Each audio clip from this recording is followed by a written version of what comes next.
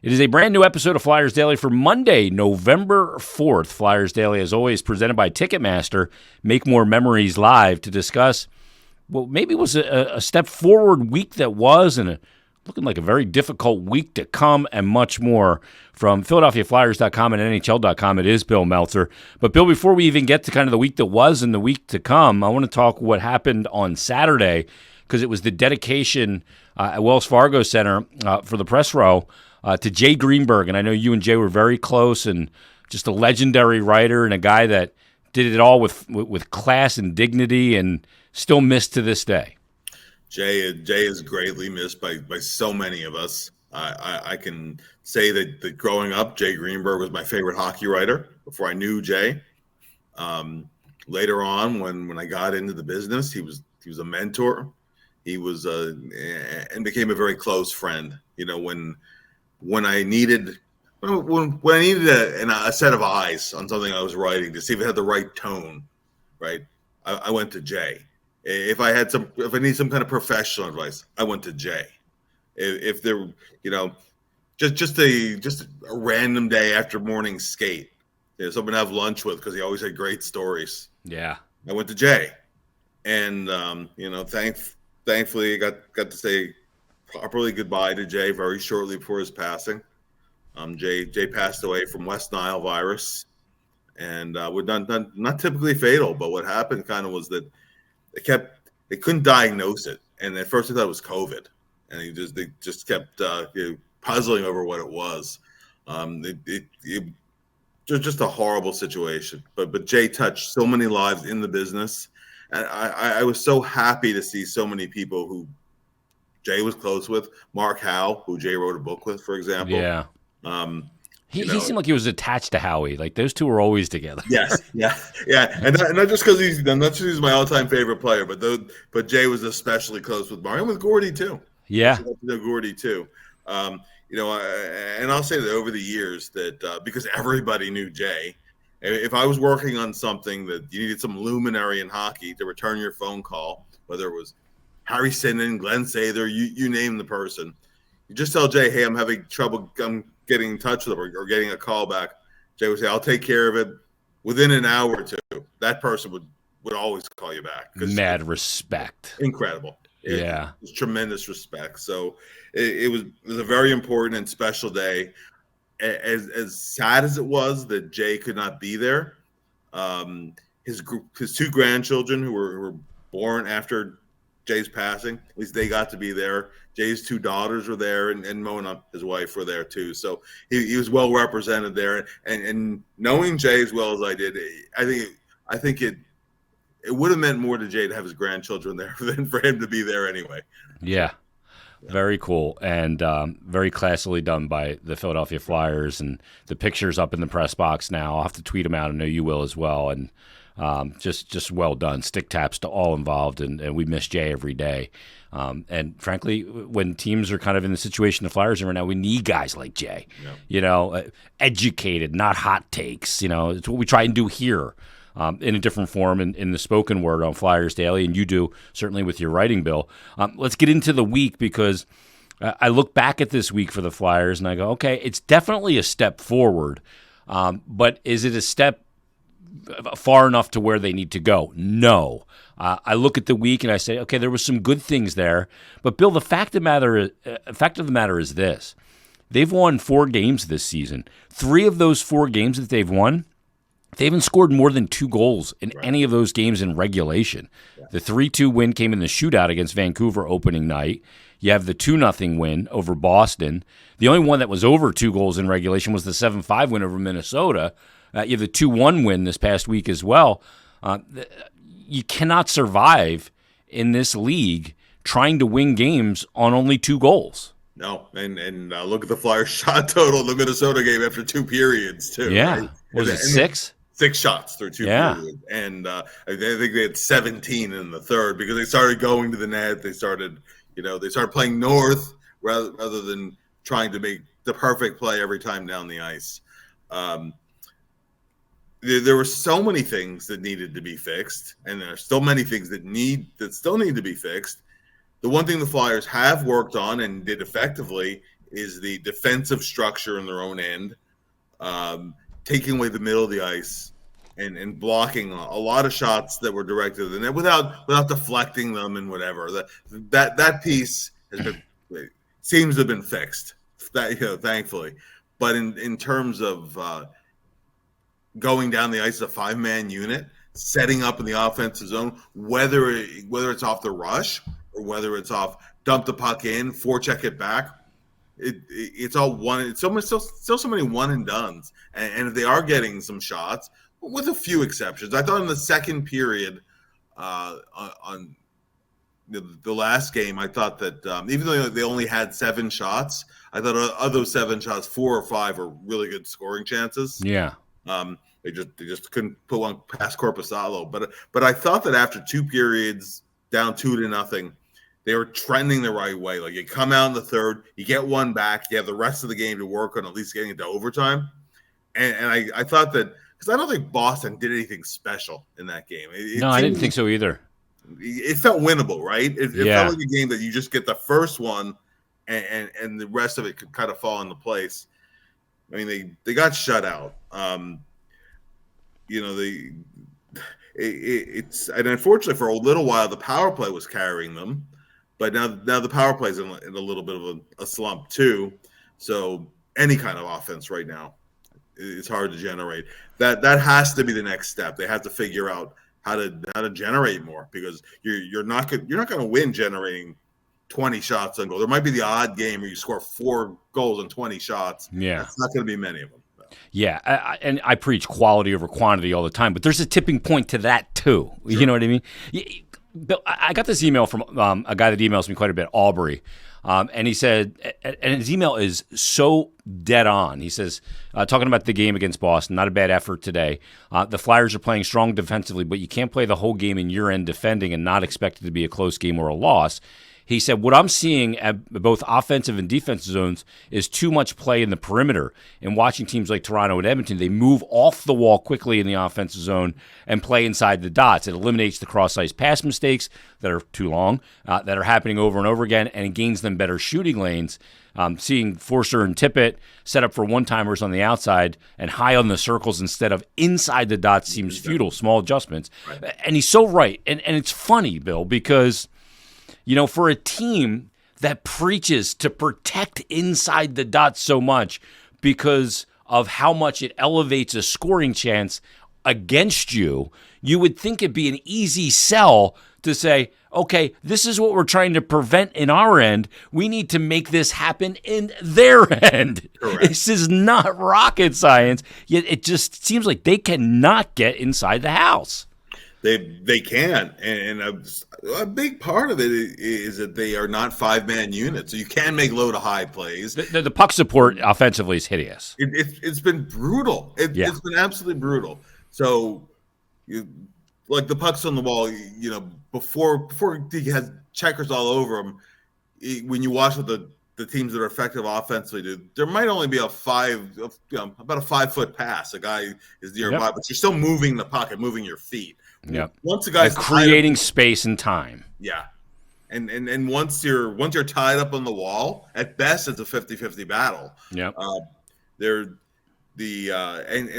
have, for a long time they were having issues, trying to get out of the defensive, and they still sometimes have issues, but guys are too high on the wall, so there was no way for the defenseman to get the puck up to them. Honestly, I thought in Saturday's game, the issues with the foul clears were not so much that, but it was more about rimming it too hard around the wall and it goes out to the other point and stays in. Yeah. Either which way, they weren't getting out of the zone. Then all you can do is really try to survive the shift, to get a shift change out there, change your line. That still is an ongoing issue. But how many times do you actually see any kind of prolonged possession in the offensive zone? It's rare. They don't sustain very much at all. Yeah. And even if you don't score in those situations, you're still a good chance you'll start out with the next shift in the offensive zone on a face-off, or the other team can just dump it out and get their change, and you're dealing with half ice, starting at center ice or at your own blue line. You win the territorial advantage. It's a mental thing too. Oh, for sure. No, I mean, you just defend. Sure. defending all the time. I mean, there's been very few situations where I've watched them play in a zone entry or a dump and chase and going, okay, that's a pretty pronounced 2-1-2-4 check. Yeah. Or I think one time I've in the neutral zone in defending, and it resulted in a goal. It was a big goal the other night in the 2-1 game when Farabee defends. They have the 2-1-2 set up in the neutral zone, and Farabee drops back, impedes the passing lane. Back pressure, Lawton causes the turnover. Then they go back in, Farabee to Brink. But there's been so few situations where I look at it and go, I see the structure. I see the 2-1-2. F2's taking away the D to D. F3's reading to the short.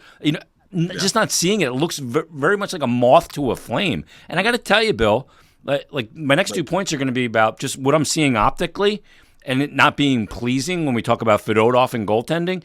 Yeah. When I'm watching this team right now, as exciting as they were going up and down the ice, high in transition, fun to play, fun to watch, they have not been that this year. This is not fun, aesthetically pleasing hockey. They've not been a fun team to watch at all. Because it's all nuts and bolts and not a lot of nuts and not a lot of bolts. Yeah. And a lot of the underlying issues, what scares me, Jason, is that a lot of these underlying issues kind of date back to those final 11 games last season. Looks very similar, right? It looks very similar, where nobody was scoring for the same reasons nobody's scoring now. Yeah. And that, I could say it's just a slow start. Guys will get going. But now that this is an issue that dates back to the latter part of last season when everything kind of turned against them, everything kind of turned sour. And they're still ongoing. You mentioned about the F1 and F2, and when you're down ice, it's been inconsistent to get the F1 in to supply that initial pressure. Yeah, and even rarer once the F1 supplies the initial pressure, the F2 is there to kind of actually collect a turnover. Yeah, or eliminate the option of a D-to-D regroup behind the net. Correct. It's crazy. Yeah. The other thing too, Bill. We talk about slotting a lot with players, and when you have guys back or you have guys hurt, that's not the case here. But successful teams in team sports, successful hockey teams, they're not just a collection of a bunch of guys with skill that know how to play the game and play hard, right? The pieces have to fit. It's a jigsaw puzzle of fitting on the ice, off the ice, fiscally when it comes to money, all of these things. And right now the Flyers look like a team with, I would say, two left feet, but it's probably two right feet because it's too many right wingers and shifting guys constantly to an off wing and back. I think it's made a lot of guys ineffective at the same time. I think that is an issue, and and you've also had both Noah Cates and Sky Lawton shift wing to center, or the other way around with Cates. With Cates, he was. When he got into the lineup was at center, and now he's back at a wing again. And one of the ongoing issues too is that even though I really do, I like both players a lot, and I like things that they bring. I think sometimes with the lineup they have, there's a little too much redundancy of natural roles. So in addition to having a redundancy of wingers, I think you have a redundancy of skill sets too. Yeah. And the thing is, like, people go, well, I just flip them to the other side. Like, the way a player attacks offensively on his off wing is so different than on his proper wing. It's light and day different. Where you can get the puck, how you can get it to your release points, how you see the ice and know where to go. It's so different. It's not just playing another side in positionless hockey. It doesn't work like that. I mean, I think at some point here, Bill, Danny's going to have to look at things and go, we have just too much. Mishkov came over early, and that's great, but we too much on one side of the ice here. We may have to make a move just to balance things out. Exactly. Because it's not benefiting anybody the way they're doing it. No. Too many right side guys. No. And putting guys on their off wing, I mean, a lot of times, some players are just fine on their backhand. Yep. Right. They're equally comfortable. They're fine. But a lot of guys, and I'm not even talking about shooting the puck at them. I'm talking about wall play. You're not as effective or as comfortable on your backhand. And in terms of puck support, you're absolutely right about the spot that you're supposed to go. Yep. a lot of things don't come instinctively because guys are so used to playing on their natural side in a lot of those cases. And it's so much of it is how things feel when you're on the ice and the areas you are and how they're supposed to feel. Let's talk about the other thing I was talking about when I mentioned, we mentioned Fedotov and how he's never going to look smooth. It looks like Sam Ersson, according to Elliot Friedman, I know he reported on Sunday's headlines that he may be out up to a week. And this is a very difficult week coming up, Bill. That's you right. got Carolina on the road. You got Tampa on the road, and you've got Florida on the road. They're pretty good. And this has been a trip, oddly enough, that the Flyers have been pretty good at the last couple of years. But if they don't have Ersson, they're going to be challenged. And, look, I'm just going to be brutally honest here once again. Kolosov looks much more like an NHL goalie right now to me than Fedotov does. There's a lot more work to do to Fedotov's game, which seems odd because he's considerably more experienced and playing in the KHL and international than Kolosov. But my eye just tells me Kolosov. I look at him and I go, NHL goalie. Fedotov, I'm not sure yet. I'm not sure yet with Fedotov either. They're still, we'll still say it's a small sample size, but the thing is there's already a book on them, right? Yeah. And I think there's some kind of glaring weaknesses. I don't want to. He reminds me of some larger goaltenders I've seen that have struggled, as opposed to the big guys, the Pecorines, the Ben Bishops, or whatever, who are outstanding. He reminds me of some of the bigger guys I've seen who kind of struggled to adapt to the National Hockey League. Some guys obviously take a little bit longer time, but Fedotov's also an older player. As far as Kolosov goes, I mean, the athleticism jumps off the page. Yeah. And he'll make some incredible saves that way. He's also let in a couple funky goals so far. Yeah, the Caulfield goal's a hideous goal that he gives up in the shorthanded. That's a bad one, and then one got banked in off him, and that's gonna happen sometimes. That's just those will happen from time to time. Sometimes it's also in the timing of the goal too, though. He needs refinement. Like I look at his game, he needs refinement. He needs to adjust to the league. Yeah. He doesn't need an overhaul. Pull the transmission out and drop a new one in, right? Like I don't see that. Correct. And I do think there are things that are correctable. Like sometimes he'll end up making kind of an acrobatic save. Self-inflicted. But he's exactly. That's self-inflicted in the first place. Yep. And sometimes there's been. They can get it out in front. There's an empty net because he's still on the other side. Yeah.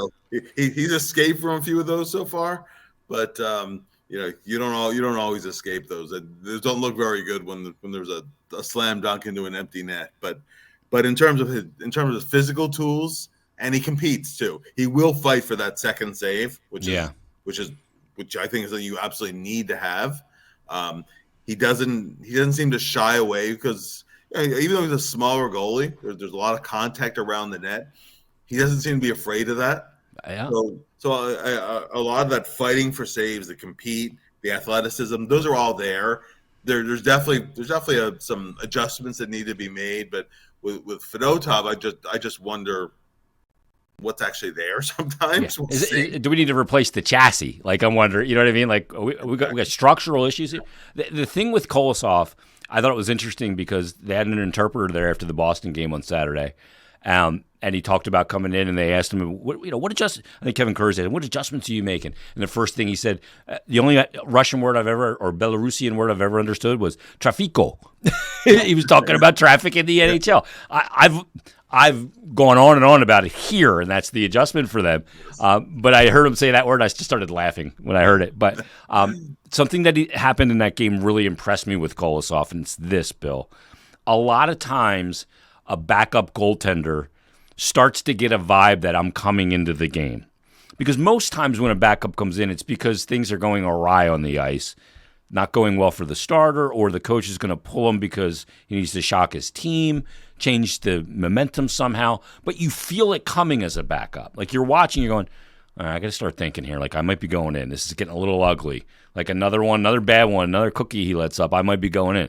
So you start to prepare yourself.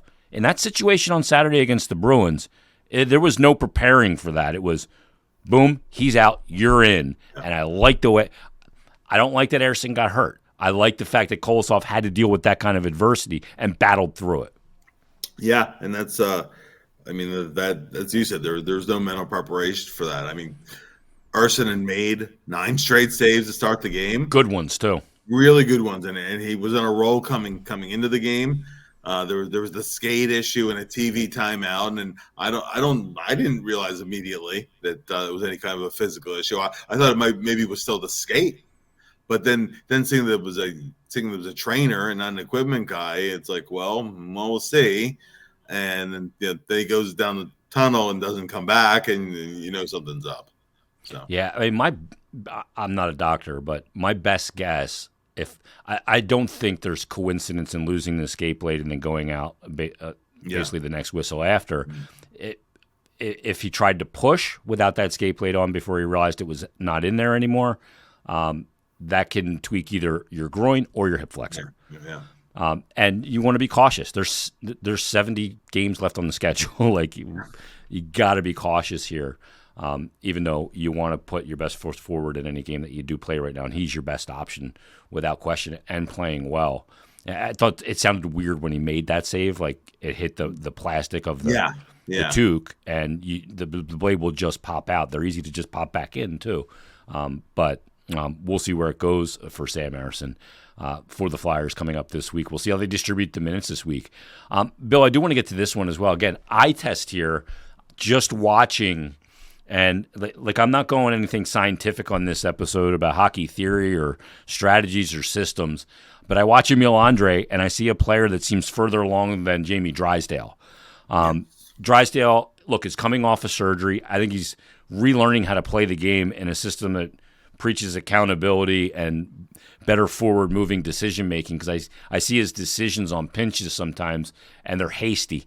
They're not made with conviction, and you can't make those decisions without immediate conviction. It's kind of, should I go, but I see Andrae right now, and I see a player that looks ahead of Jamie Drysdale. They play different sides, and one's on a second pair, different job and everything. But Emil Andrae, the positive part of it is, boy, he looks like he belongs to me. He looks like an NHL. He competes too. Yeah.